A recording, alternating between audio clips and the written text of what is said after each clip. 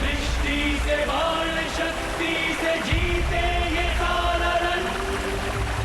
शांत चित भरे आत्मबल भरे जीते हर बाधा कर। छूट ना पाए लक्ष्य हो जाए सूक्ष्म सा छुपा होकर। मित्र वेग है सूर्य तेज है कवच चढ़ा इसके तन।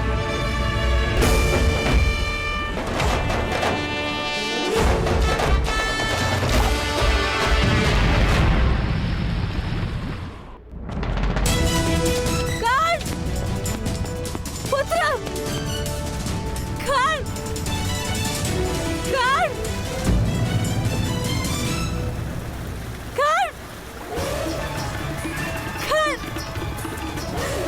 कर्ण!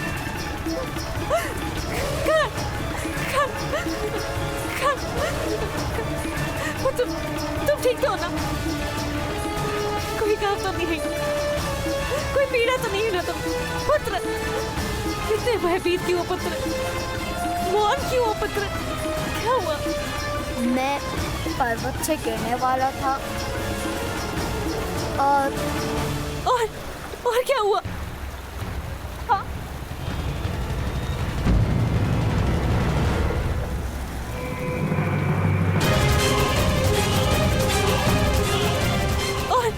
और क्या हुआ?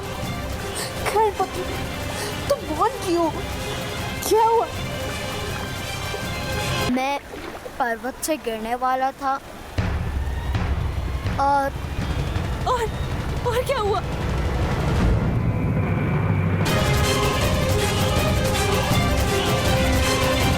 खैर पुत्र, तुम मौन क्यों? क्या हुआ?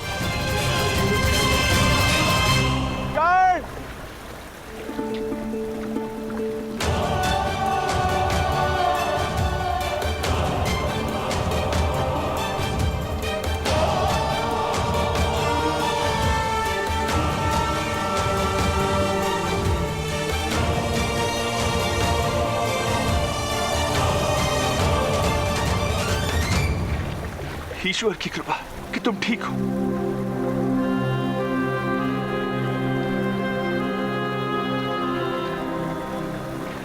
अधीरज सुशील,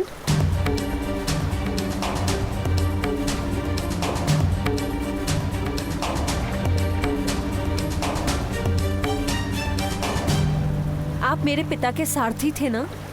जी महारानी, ये कर्ण है,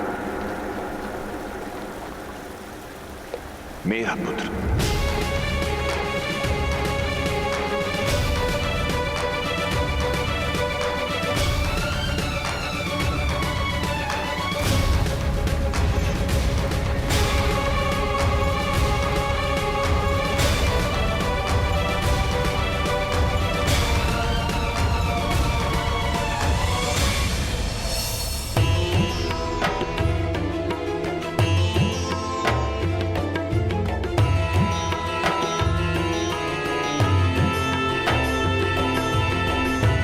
ऐसी कौन सी बात है जो महामहिम भीष्म को चिंतित कर रही है? जब तक हस्तिनापुर के सिंहासन पर धर्म और सामर्थ्य मिल नहीं जाते, मेरा जीवन कार्य पूर्ण नहीं होगा। मुझे मुक्ति नहीं मिलेगी। किंतु ताऊ, ज्येष्ठ भ्राताश्री तो सिंहासन पर बैठे ही हैं। धृतराष्ट्र जन्म से अंध जो हैं, क्या कर सकते हैं अगर प्रजा उसे राजा मानने को सज्ज नहीं? दुखदाई है किंतु समाज का सत्य है। पुत्र, एक मर्यादा 100 सामर्थ्य को छुपा देती है।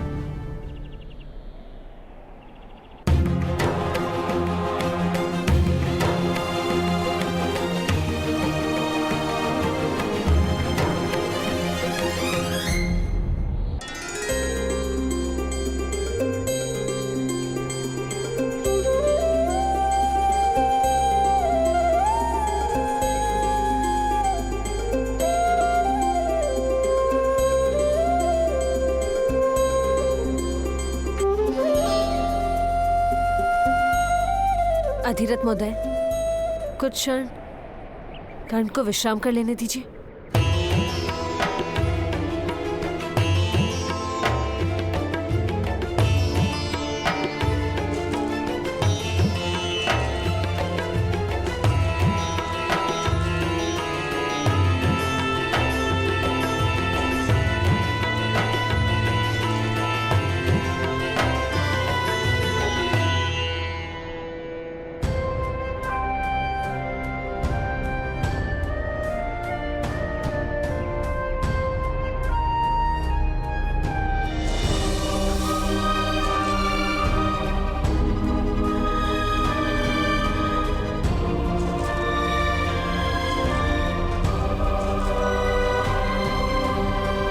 अधिरथ महोदय, सहसा आपने मेरे पिता की सेवा से निवृत्ति क्यों ले ली थी? शीघ्र ही आप मुख्य सारथी बनने वाले थे।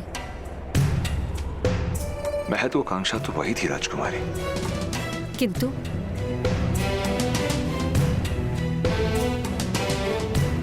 कर्ण का रक्षण केवल हिमालय की जड़ी बूटियों और दिव्य औषधियों से ही संभव था।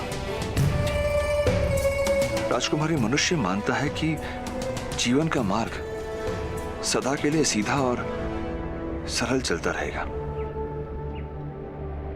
किंतु एक घटना उस मार्ग को सदा के लिए मोड़ देती है।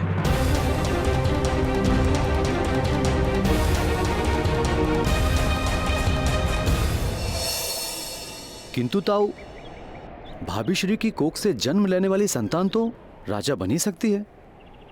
वत्स, यही तो पीड़ा है। गांधारी पिछले 1 वर्ष से गर्भवती है, किंतु प्रसव ही नहीं हो रहा है। लोगों ने कहना शुरू कर दिया कि एक अंत को राजगद्दी पर बैठाकर राज परिवार ने घोर पाप किया है। देवता उसका दंड दे रहे हैं। हस्तिनापुर के लोगों ने हस्तिनापुर को त्याग कर अन्य राज्यों की ओर प्रस्थान करना आरंभ कर दिया है।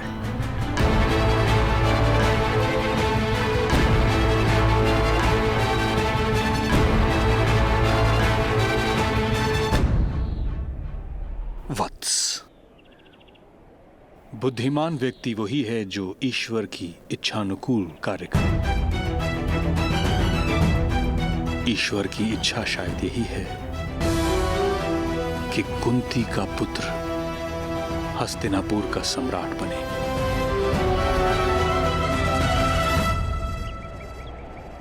आपका पुत्र बहुत तेजस्वी है। ऐसा बालक तो किसी महान राज्य का सम्राट हो सकता था।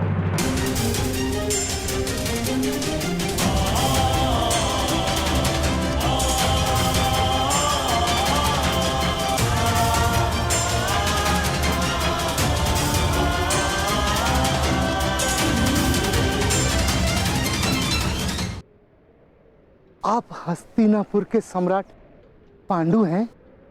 हस्तिनापुर का पूर्व सम्राट। आपका विवाह तो कुंती भोज की राजकुमारी कुंती के साथ हुआ है महाराज।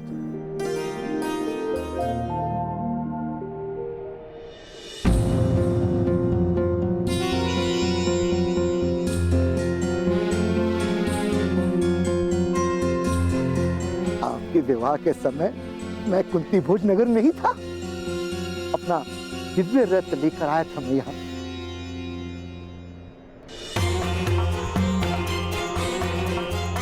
कर्ण कहाँ है महाराज? चिंता ना करें महोदय, वो मेरी पत्नी कुंती के साथ कस्तूरी मृग लाने गया है। हम कर्ण को ढूंढने जाते हैं महाराज। भ्राताश्री, शीघ्र कीजिए। उस पर कोई संकट नहीं आएगा, आप निश्चिंत रहिए। मेरा पुत्र संकट से दूर रह ही नहीं पाता महाराज। कहीं उसके कारण महारानी कुंती पर कोई संकट ना आ जाए। भ्राताश्री, शीघ्र कीजिए।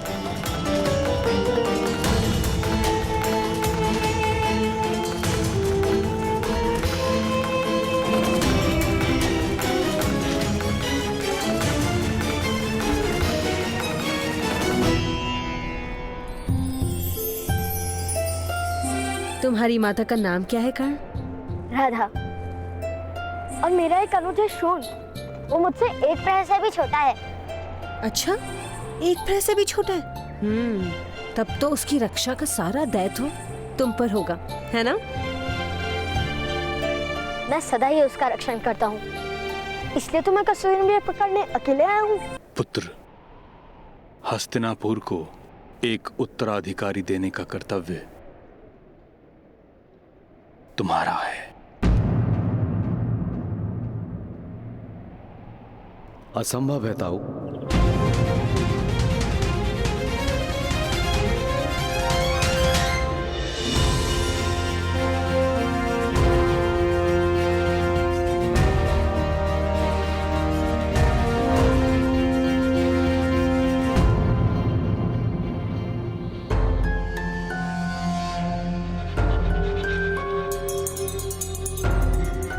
मेरे हाथों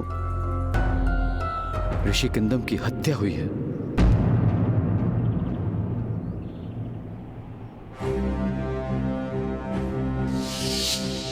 माद्री के कहने पर मैं स्वर्ण हिरण का आखेट करने गया था।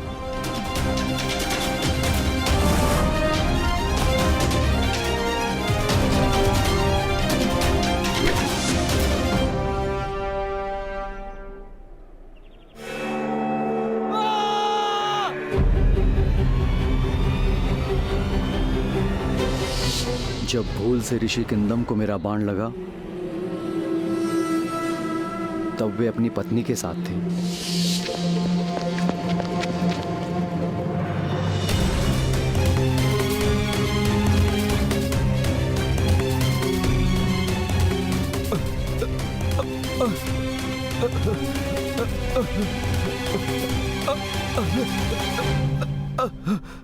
मेरे एक ही तीर से उन दोनों के प्राण चले गए।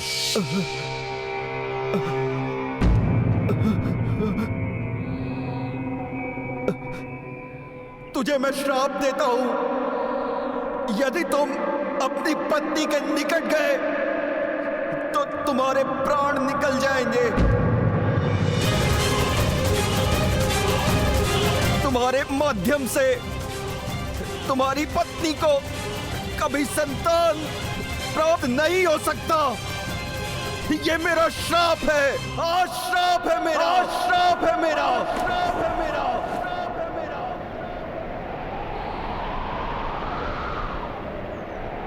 मेरे माध्यम से मेरी पत्नी को संतान प्राप्त नहीं हो सकती था।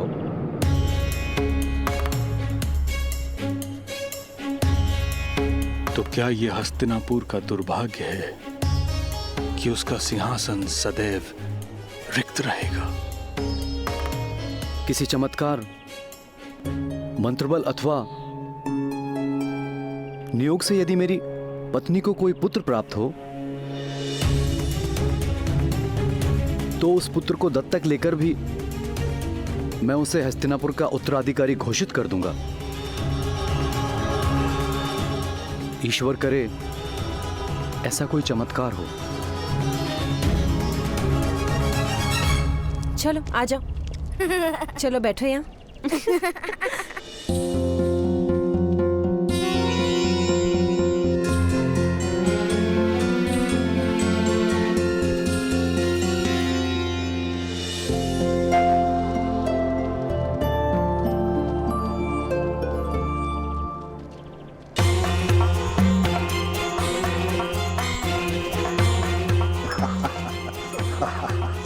देखा, कर्ण को ऐसे प्रेम की आवश्यकता है। मेरी मानो तो इसे कुंती के पास ही छोड़ दो। माता का प्रेम ना सही, परंतु माता के जैसा प्रेम तो मिल जाएगा।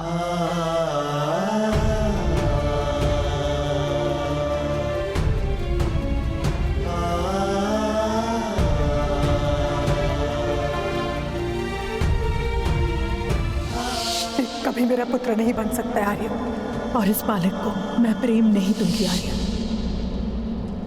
माता, मुझे भी अपने हाथों से भोजन कराओ। कोई आवश्यकता नहीं।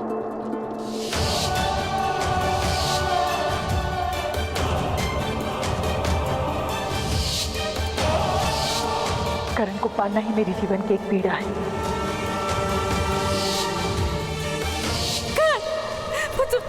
तुम ठीक तो हो ना? कोई पीड़ा तो नहीं है ना तुम्हें? आज रात भर तुम घर से बाहर कर्ण को ऐसे प्रेम की आवश्यकता है। मेरी मानो तो इसे कुंती के पास ही छोड़ दो।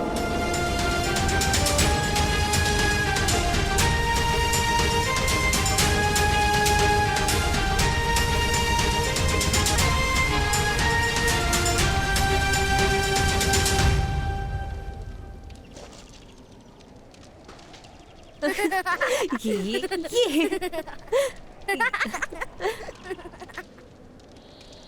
राजकुमारी,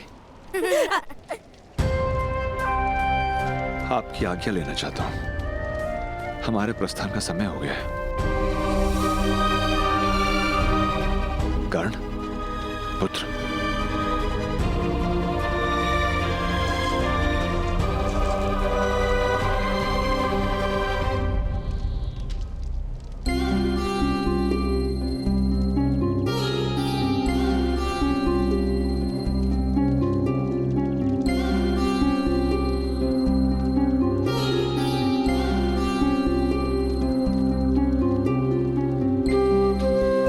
समय और रुक जाते अधिरथ महोदय।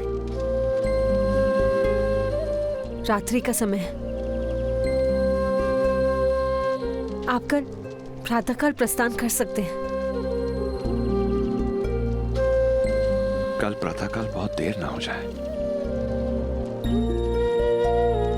राजकुमारी, कर्ण की माता चिंतित होगी।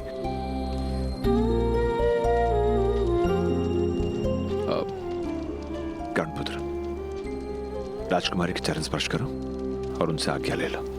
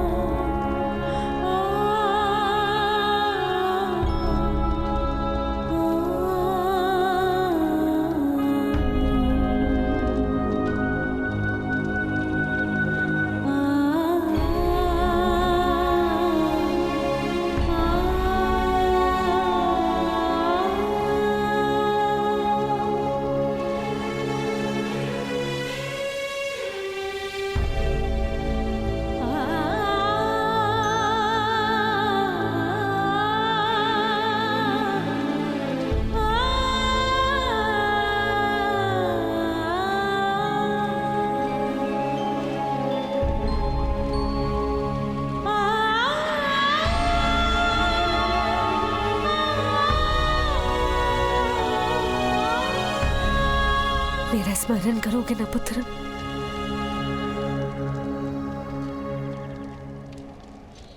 ये मेरे लिए गाई गई पहली लोरी थी देवी कुंती,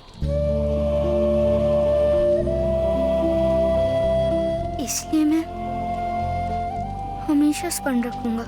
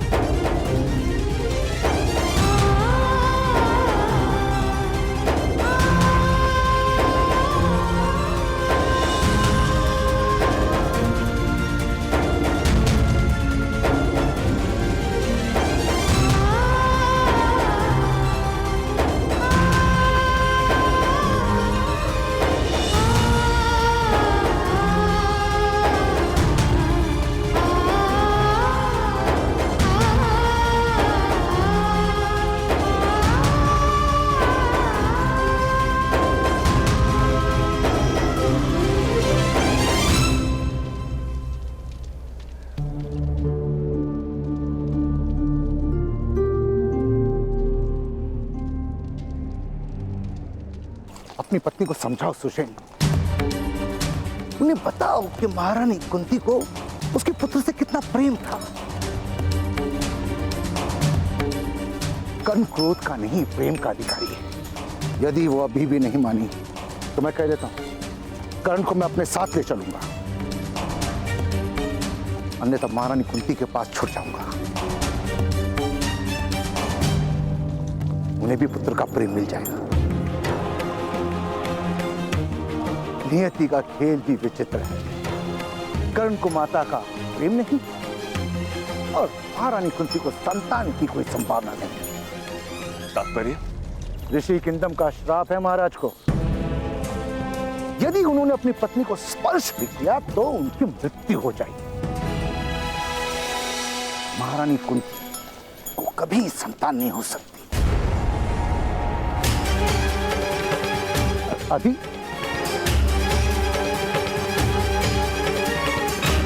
आपका पुत्र बहुत तेजस्वी, ऐसा बालक किसी महान राज्य का सम्राट हो सकता था।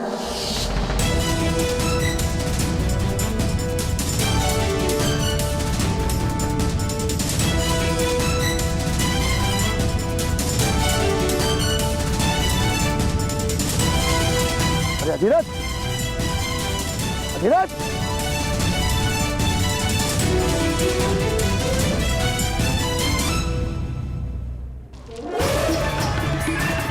नियति का खेल भी विचित्र है। कर्ण को माता का प्रेम नहीं और महारानी कुंती को संतान की कोई संभावना नहीं।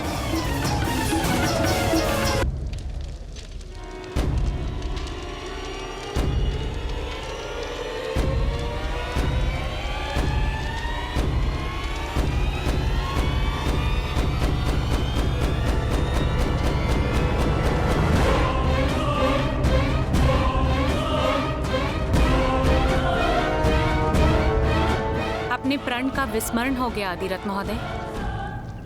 नहीं देवी, किंतु जिस बालक का उत्तरदायित्व आपने मेरे सर दिया था उसके भविष्य का स्मरण हो गया।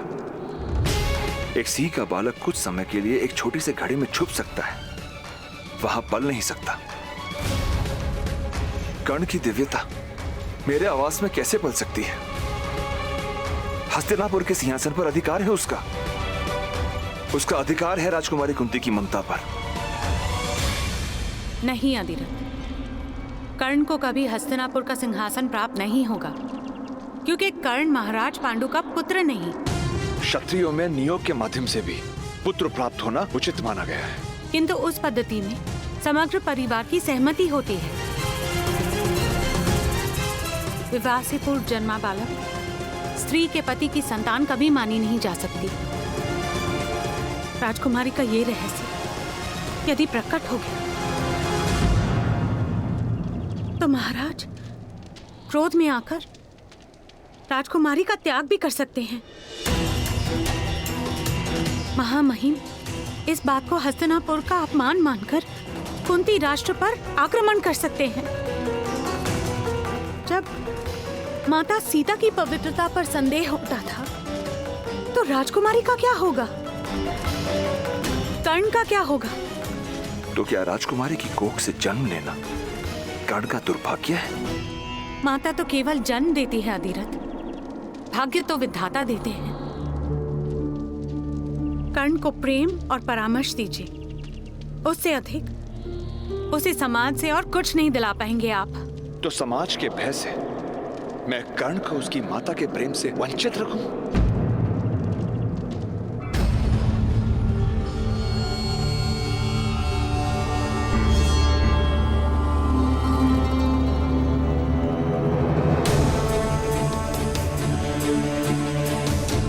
अधिरथ महोदय, आप लौट आए?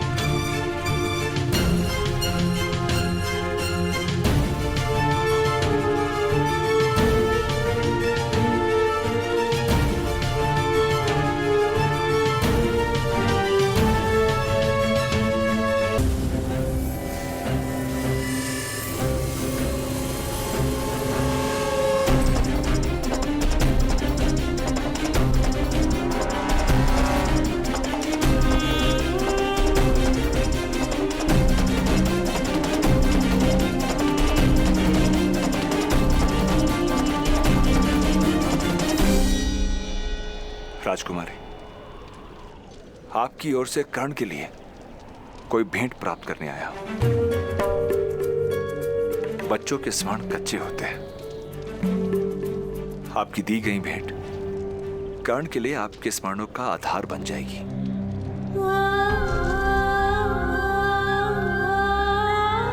कर्ण पुत्र, तुम्हें भेंट में देने योग्य मेरे पास कुछ भी नहीं।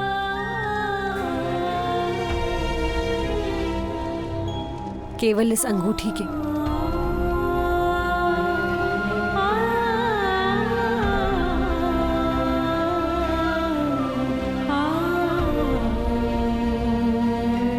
इसे संभाल कर रखना।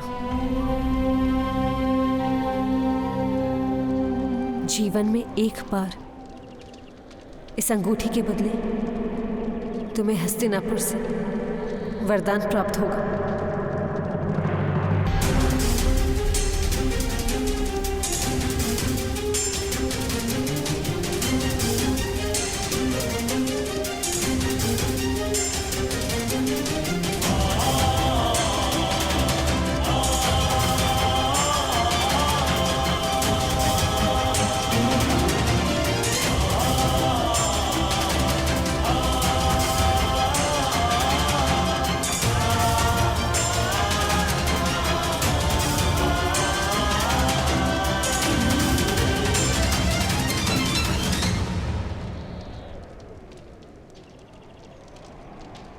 आदिरथ महोदय, आपने महाराज कुंती भोज तथा कुंती राष्ट्र पर बहुत बड़ा उपकार किया है और दुख की बात यह है कि आपका यह अनुग्रह कोई कभी जान नहीं पाएगा।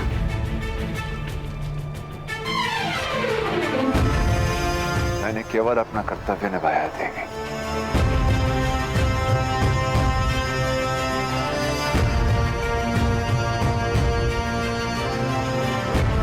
किंतु दुख इस बात का है कि एक बार पुनः समाज के भय ने कर्ण को उसके अधिकार से वंचित कर दिया।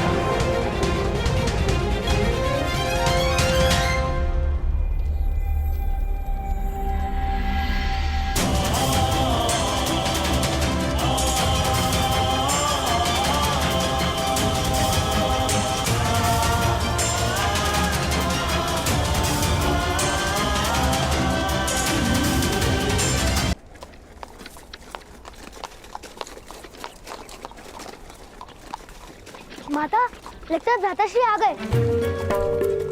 Shown, shown! भ्राताश्री, कस्तूरी मृग कहाँ है? नहीं,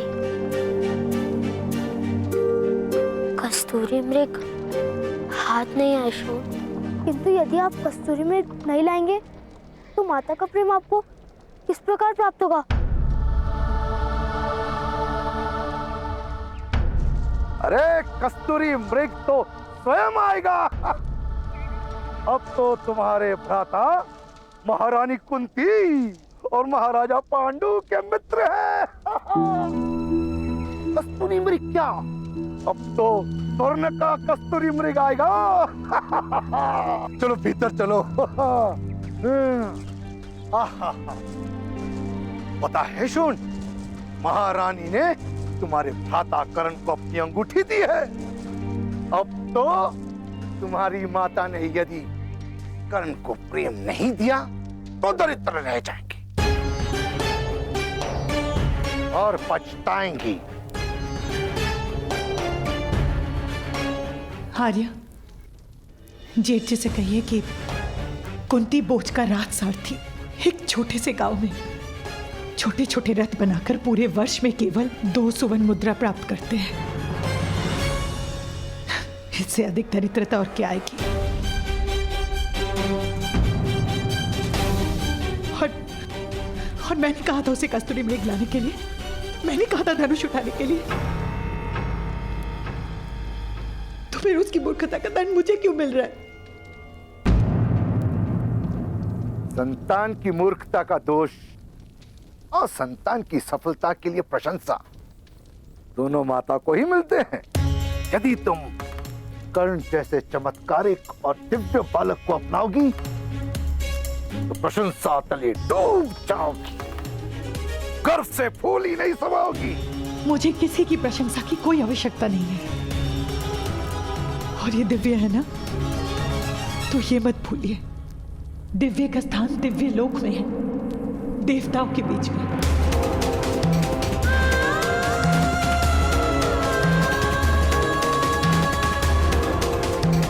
मनुष्य लोक में हम जैसे साधारण मनुष्य के बीच में नहीं।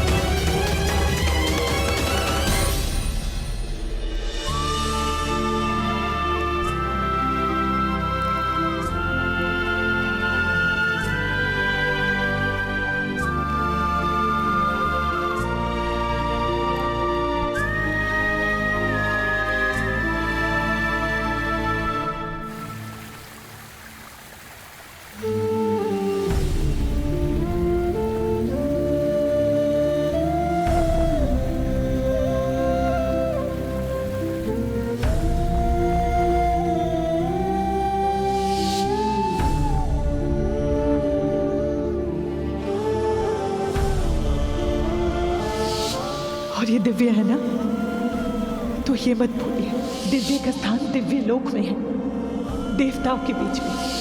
मनुष्य लोक में हम जैसे साधारण मनुष्य के बीच में नहीं।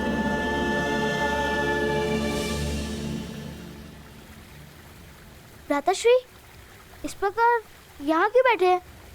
तो कहाँ बैठो शोन? चलिए, क्या आपको पता नहीं यहाँ पिशाच आते हैं?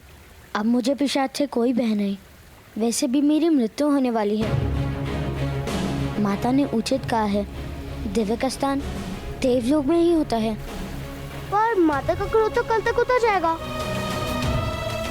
नहीं शोन, ताऊ ने कहा था यदि किसी वस्तु से प्रकाश निकले तो वे दिव्य होती है,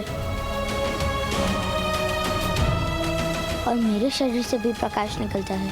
आपके शरीर में से कहाँ प्रकाश निकलता है? दिखाइए। ऐसे नहीं निकलता, किंतु जब मैं पर्वत से गिरता हूँ तब पूरे शरीर से प्रकाश निकलता है। अवश्य मेरी मृत्यु अब निकट है, उससे मुझे कोई हानि नहीं होती। तो दिखाइए। मृत्यु? अरे नहीं, प्रकाश। चलो दिखाता हूँ।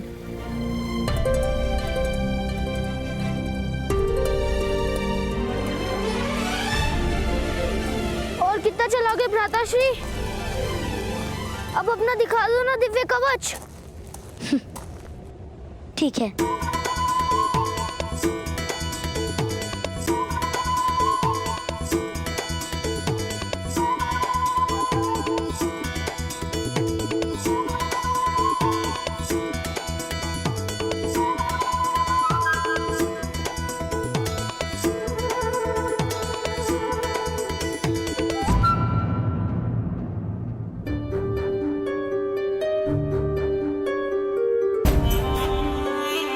आश्चर्य है, अब कवच नहीं निकल रहा। यदि कवच प्रकट होता तो कितना सुख मिलता ना। उस कवच के कारण पर्वत से गिरने पर भी मुझे कोई घाव नहीं हुआ था, रक्त भी नहीं निकला था। मैंने कहा ना, दिव्यता थी। हम सारे मित्रों को कवच दिखाते, सब आपसे भयभीत हो जाते। मैं मृत्यु से पहले स्वयं राजा की एक बार रक्षा भी कर लेता। हाँ, यदि राजा के सामने कोई सिंह आ जाता तो आप उसका जबड़ा चीर देते और मैं उसके कान खींच लेता। किंतु तुम्हारे शरीर से कहाँ कवच निकलता है? मैं प्रयास करता हूँ। आप मेरे भ्राताश्री हो ना, तो आपके और मेरे हाथ और पैर समान है, तो कवच क्यों नहीं हो सकता? किंतु अभी कवच नहीं प्रकट हो रहा है ना शोन?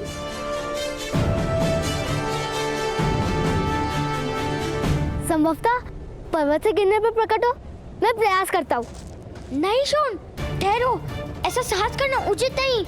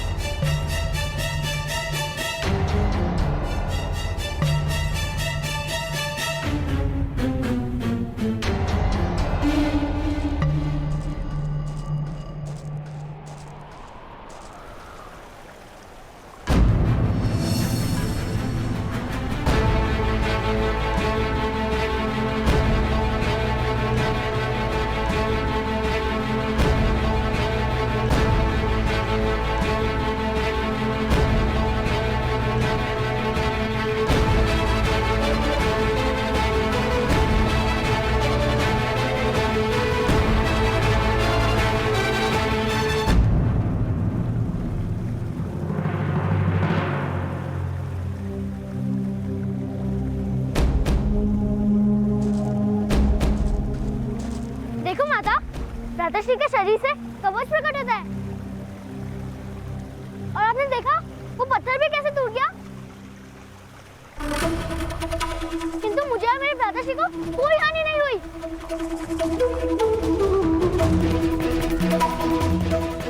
माता, अब तो देखा मैं दिव्या हूँ ना।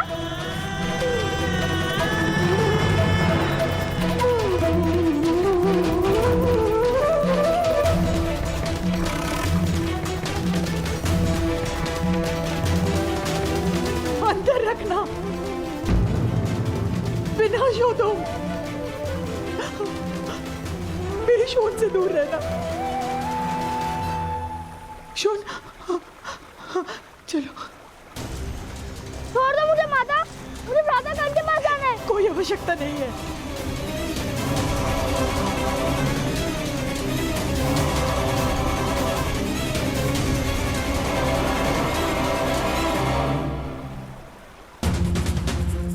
भ्राता कर्ण दिव्य है माता, क्या आपने उनको दिव्य कवच नहीं देखा?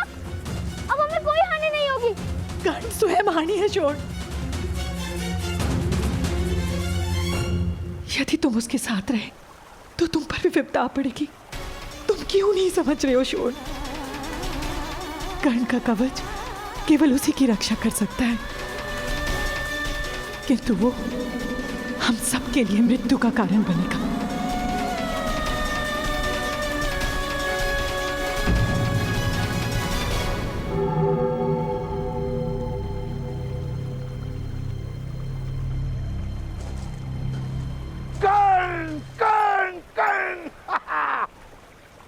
तुमने तो अपनी दिव्यता बता दी। अब एक और दिव्य रथ बनाने में मेरी मदद करोगे?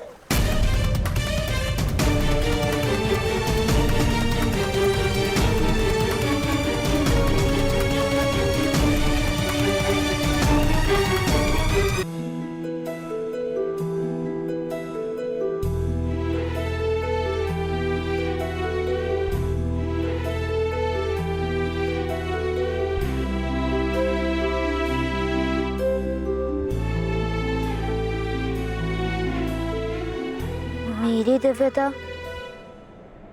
माता के लिए क्रोध का कारण क्यों बन गई था?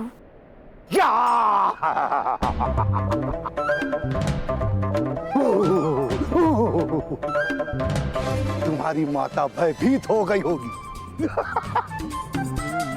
तुम्हारी दिव्यता तो प्रेम का कारण है पुत्र। किंतु माता को मेरी दिव्यता से प्रेम नहीं हुआ था। दिव्यता और प्रेम का कोई संबंध नहीं होता पुत्र। दिव्यता से या तो श्रद्धा जन्म लेती है या फिर भय। और तुम्हारी दिव्यता से तुम्हारी माता अधिक से अधिक तुम्हें प्रणाम कर सकती है, प्रेम नहीं।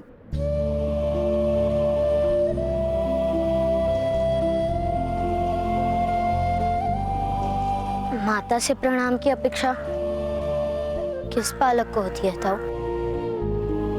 मुझे माता के प्रेम की आवश्यकता है। क्या माता मुझे कभी प्रेम नहीं करेंगी?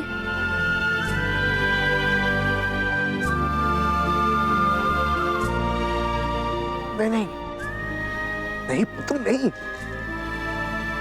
ऐसा नहीं है। तुम्हारी माता तुमसे बहुत प्रेम करती है।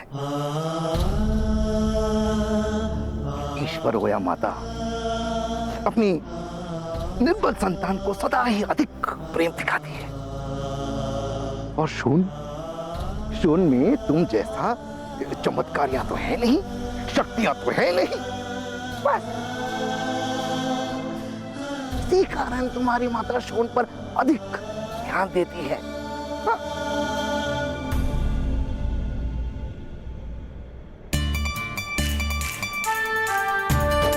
यदि ऐसा है तो मैं शोन को भी मेरे समान शक्तिमान बना दूंगा।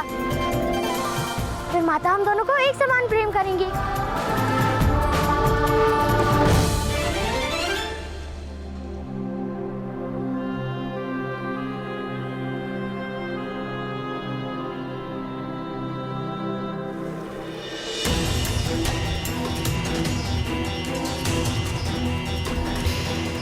भगवान ने राजकुमारी को आश्वासन दिया था कि वो सदैव अपने पुत्र की रक्षा करेंगे।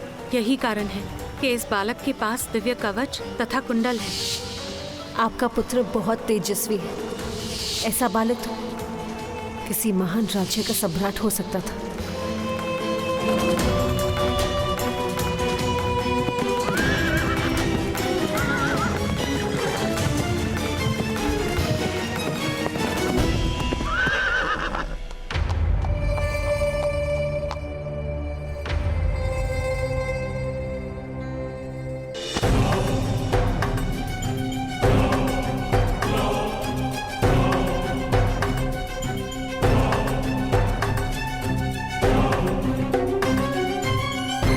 मध्य महोदय, मेरे अश्वों को आज जल नहीं पिलाया तुमने।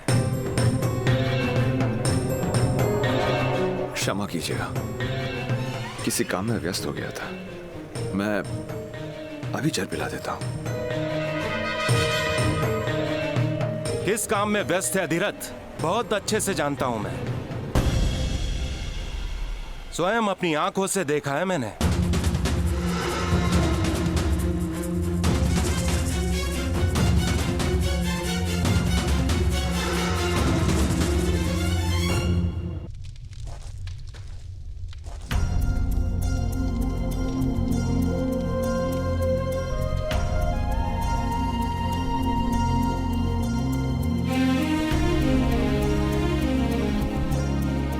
पहले खा लो।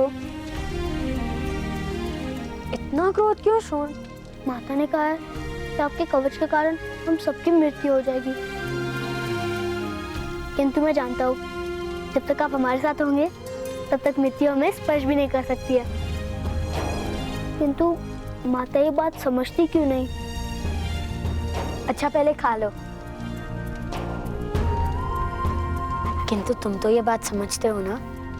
अवश्य, मैं आपसे अत्यंत प्रेम करता भ्राता, 4 लड्डुओं से भी अधिक। किंतु माता आपसे प्रेम नहीं करती, यही कारण है कि माता ये बात समझती नहीं। शीघ्र ही माता मुझसे प्रेम करने लगेगी।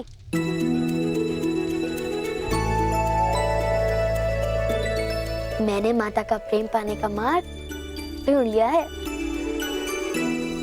अपने पुत्र को रोको, अन्यथा चिंता के स्थान पर भय और भय के स्थान पर दुख होगा। अपने पुत्र की दिव्यता के ढोंग का अंत करो। किंतु महोदय, कर्ण वास्तव में दिव्य है। उसकी दिव्यता ईश्वर का प्रसाद है। उसको गुप्त किस प्रकार रखा जा सकता है? सूतों को दिव्यता की अनुमति नहीं है।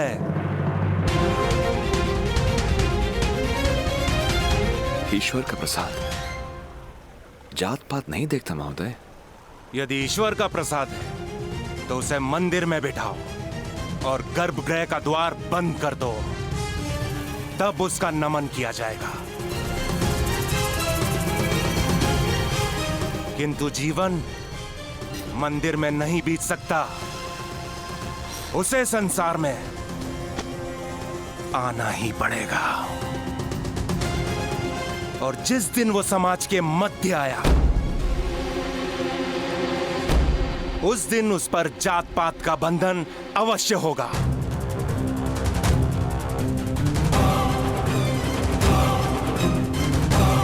स्मरण रहे अधिरथ, यदि तुम्हारे पुत्र ने शक्तिमान बनने का प्रयास भी किया तो परिणाम बहुत गंभीर होगा।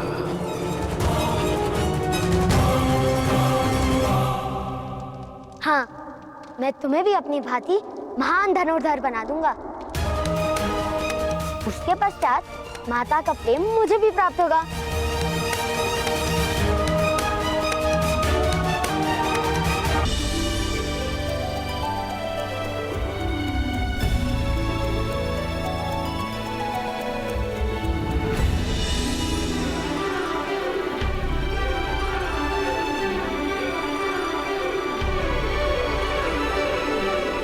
भ्राता कौन?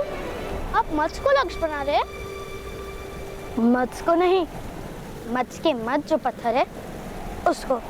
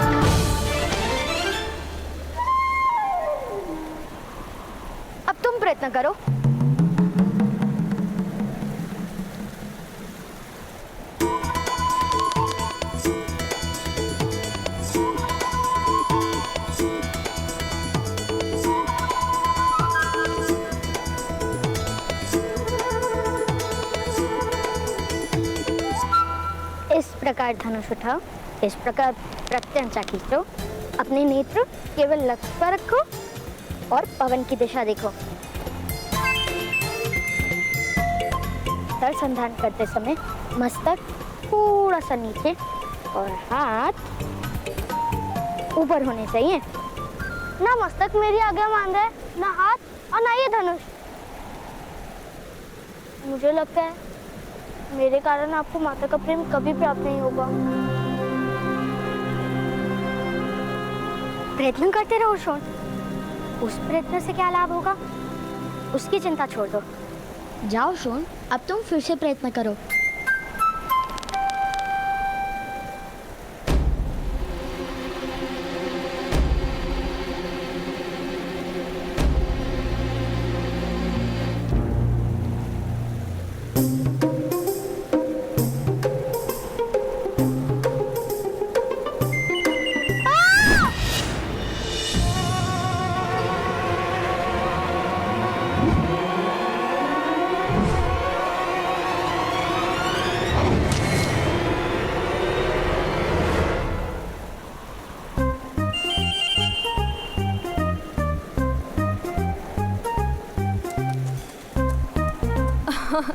क्यों व्यर्थ प्रयत्न कर रहे हो कर्ण?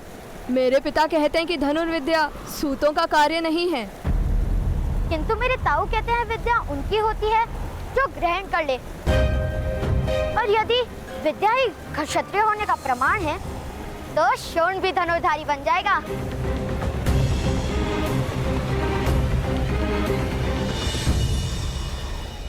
कर्ण के सामर्थ्य को समाज स्वीकार नहीं करेगा।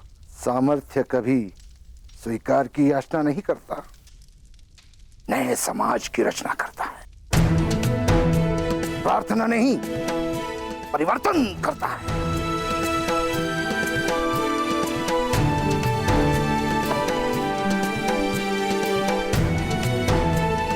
ऐसा ही आत्मविश्वास लेकर आप भी घर से निकले थे। क्या हुआ? ना संसार बसा पाए और ना परिवर्तन ला पाए।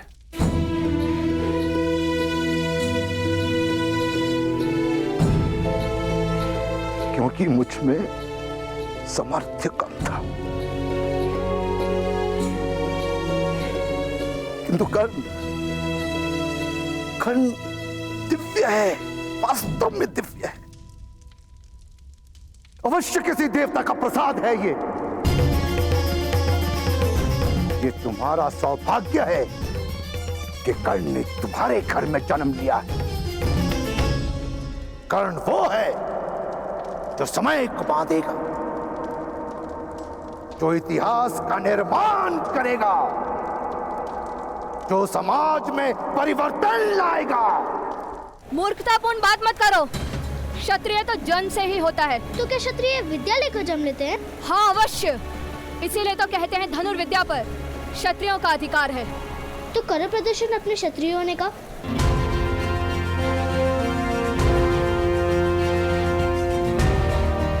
उस पेड़ से फल लाकर दिखाओ। मत्स्य के मत से तुम्हें अपने बाण का मार्ग बनाना पड़ेगा।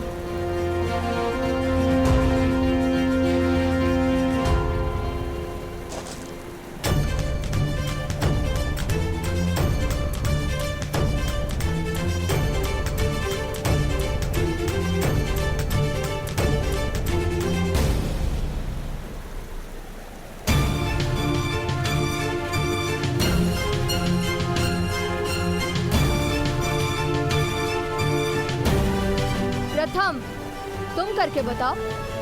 किंतु शोण अभी क्षत्रिय नहीं बना, उसकी विद्या भी पूर्ण नहीं हुई। किंतु तुम तो क्षत्रिय हो, तुम तो विद्या लेकर जन्मे हो। तुम ही लक्ष्य भेद कर दो। नहीं, मैं लक्ष्य भेद नहीं कर सकता। अर्थात तुम क्षत्रिय नहीं हो। तुम क्या मेरे साथ प्रतियोगिता करोगे? पहले तुम मेरे भ्राताश्री को पराजित करके दिखाओ।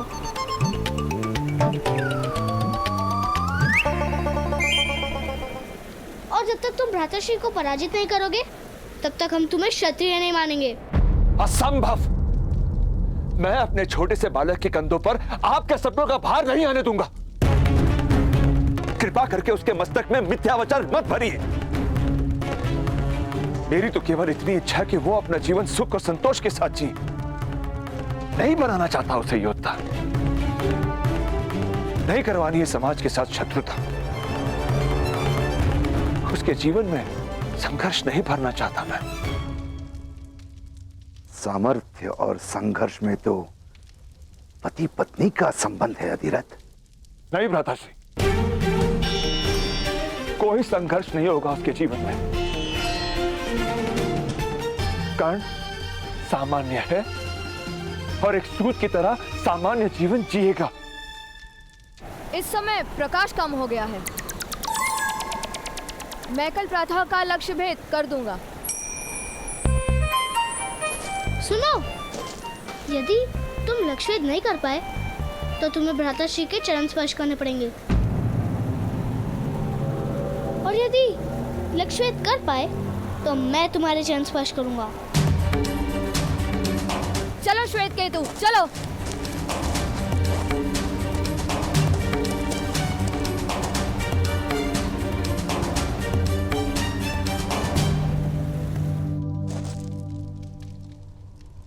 एक सूत के हाथ में रथ की धुरा होती है, धनुष नहीं। ताऊ ताऊ, वो उत्तम है ना? हाँ। कल प्रातःकाल उस उत्तम के साथ भ्राताश्री की प्रतिस्पर्धा निश्चित हुई है। आप चलेंगे ना हमारे साथ? भ्राताश्री और उत्तम धनुष से लक्ष्य भेद करेंगे, और जब उत्तम पराजित हो जाएगा तब वो भ्राताश्री के चरण स्पर्श करेगा। अरे वाह! ये क्या प्रयास कर रहे हो तुम? कोई प्रतिस्पर्धा नहीं होगी, कोई लक्ष्य भेद नहीं होगा।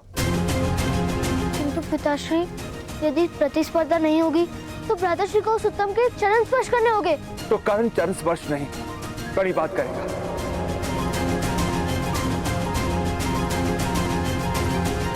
किंतु तुम दोनों मेरा आदेश नहीं टालोगे। कल प्रातःकाल कर्ण धनुष को हाथ नहीं लगाएगा।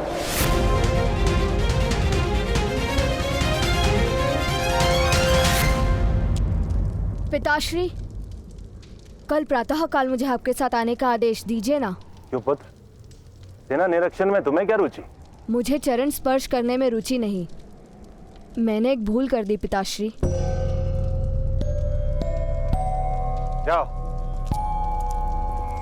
मेरे सम्मान पे प्रश्न हुआ तो मैंने प्रतियोगिता को स्वीकार कर लिया। भूल से कल प्रातःकाल मेरी कर्ण के साथ धनुष विद्या की प्रतिस्पर्धा है। मेरी हार निश्चित है।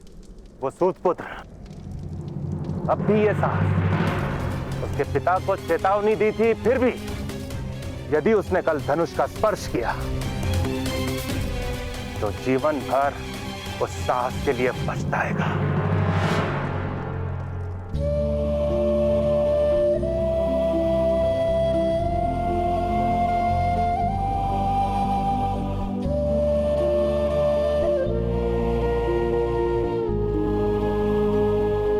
तो कर्ण चरण स्पर्श नहीं, बड़ी बात करेगा। कल प्रातःकाल कर्ण धनुष को हाथ नहीं लगाएगा।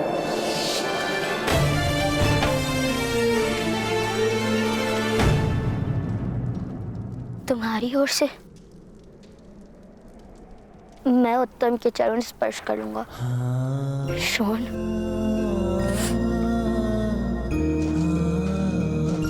भ्राताश्री, आप उस उत्तम के चरण नहीं स्पर्श करेंगे।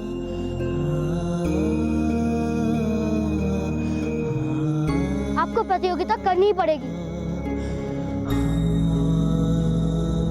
पिताश्री का आदेश नहीं टाल सकते हम।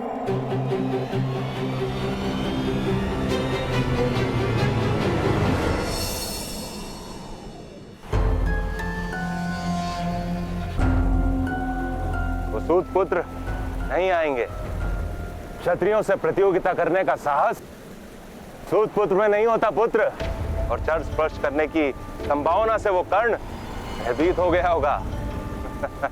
चरण स्पर्श करवाने के लिए हम उनके घर चले पिताश्री? नहीं पुत्र, अब तो गांव के बीच वो कर्ण तुम्हारे चरण स्पर्श करेगा। चलो।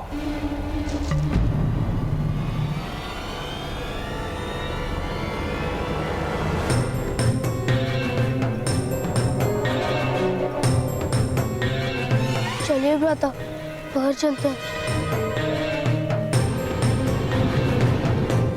प्रतियोगिता को स्वीकार किया है तो उसे पूर्ण भी करना होगा। पीछे नहीं हट सकते हम, तुम पर लांछन लगेगा।